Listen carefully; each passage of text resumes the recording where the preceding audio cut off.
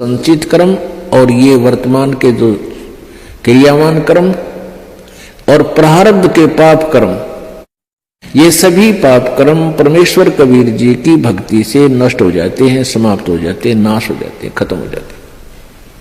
और किसी भी साधना से इनका कर्मों का नाश नहीं होता, दोनों ही भोगने पड़ते हैं। संचित भी न्यो के न्यो रहेंगे, डिपॉजिट, संचित माने डिपॉजिट, पहले के जन्म जन्मांतर के आपके बैंक भरे पड़े हैं भगवान के दरबार में। पापों का अकाउंट और पुण्यों का अलग अलग होता है। तो इस प्रकार हमने इस परमात्मा की सत्साधना से अपना मोक्ष करवाना है। अब जैसे कर्म करेगा ऐसा ही फल देगा भगवान, तो इस विधान से तो हम कभी भी पार नहीं हो सकते हैं। और जो ये विधान इन अज्ञानी संतों ने बना रखा है कि जो भी तेरे भाग्य में है वो तो भोगना ही पड़ेगा, इस विधान से भी हम पार नहीं हो सकते। एक इन्होंने विधान बताया है, जैसे देवी भागवत में आप जी ने पढ़ा था कि बृहस्पति जी जो देवताओं के गुरु हैं और उन्होंने ब्रह्मा जी से ज्ञान प्राप्त है, तो वो कह रहे हैं कि जैसा भी जिसका पुण्य है पाप है वो भोगने से अक्षीण होगा। दुख आपके ऊपर आ रहे हैं तो आपके पाप कम हो रहे हैं, आपके पाप नाश हो रहे हैं दुख भोग के, और पुण्य आपको मिल रहे हैं तो आपको सुख प्राप्त है तो आपके पुण्य नाश हो रहे हैं उन सुखों को भोग के। ये प्रोसीजर है इन तत्व ज्ञानहीन ऋषि महर्षियों और प्राणियों का। अगर इस विधान से हम चले तो कभी सुख नहीं हो सकता और कभी मोक्ष नहीं हो सकता।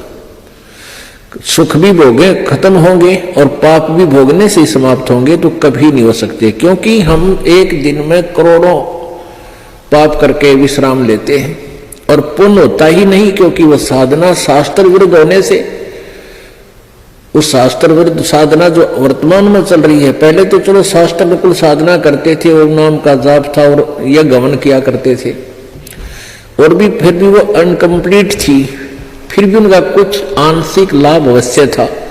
अब तो हम आगे जय गणेश देवा माता थारी पार्वती पिता माँ देवा ये आप बना के गान लाएंगे।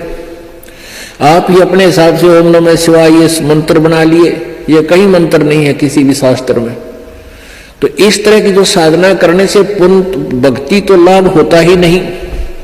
वैसे कोई दान पुण्य हम करते हैं, चींटियों को दाने डाल दिए, इन पक्षियों को दाने डाल दिए, किधर भंडारे कर दिए, वो पुण्य आपको अलग से लिख दिए जाएंगे, आपके वो भी मिलेंगे, लेकिन मोक्ष नहीं हो पाएगा, क्योंकि वो शास्त्र विरुद्ध साधना होने से मोक्षदायक नहीं है। ना कोई सिद्धि हो, ना गति हो, ना ही कोई सुख हो। गीता जी अध्याय नंबर 16 के श्लोक नंबर 23 में कहा कि शास्त्र विधि को त्याग कर जो मनमाना आचरण करते हैं, जो मनमानी अपनी पूजाएं करते हैं अपने हिसाब से, उनको ना तो सुख होता है, ना उनकी गति होती है, ना उनकी कोई सिद्धि प्राप्त होती है, यूजलेस। तो हम जो अब वर्तमान में जो साधनाएं चल रही हैं प्रत्येक समाज में, वो शास्त्र विधि को त्याग कर मनमानी पूजाएं। तो वर्तमान में जो साधना आप जी करें उससे तो कोई लाभ होना ही नहीं, तो ना तो आपके पाप क्षीण हो और ना आपको भविष्य का कोई लाभ हो, और वो पाप न करे, और वो पाप आप डेली पता नहीं कितने इकट्ठे कर रहे हो, तो वो आपके डिपॉजिट कर्मों में लिखे जा रहे हैं, संचित कर्मों में। और परमात्मा की साधना, पूर्ण परमेश्वर की साधना से क्या होगा? जब ही सतनाम हृदय धरो भयो पाप को नासे, मानो चिंगारी अग्नि की भाई पड़े पुराने घासे। जब ही सतनाम हृदय धरो, जब आप सच्चे मन से सतनाम का जाप करना प्रारंभ कर देते हो, आपके संचित कर्मों में ऐसे आग लग जाती है जैसे 1000 टन सूखा घास फूस पड़ा हो और उसमें एक चिंगारी माचिस की तिल्ली लगा दी जावे।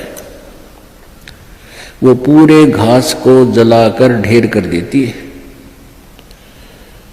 यानी सारे घास का नाश कर देती है। फिर चले तेज हवा इधर उधर तय और वो साफ स्थान साफ हो जाता है।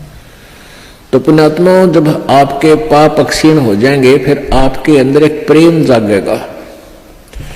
आपको छोटी सी चर्चा माल की शुरू होते ही आंखों में आंसू आऊंगी, दिल भरा होगा आपका। तो फिर वो उस पाप के जलने के बाद ऐसी स्थिति होगी, जैसे सूरज के आगे बदरा ऐसे कर्म छयारे, प्रेम की पौन करे चित मंजन झलके तेज नयारे। कि आपके ऊपर पाप कर्मों का ऐसे साया जमा हुआ है जैसे सूर्य के सामने बादल आ जाते हैं, बादल, और सूर्य विद्यमान होते हुए भी हम उसको नहीं देख पाते, अंधेरा छा जाता है।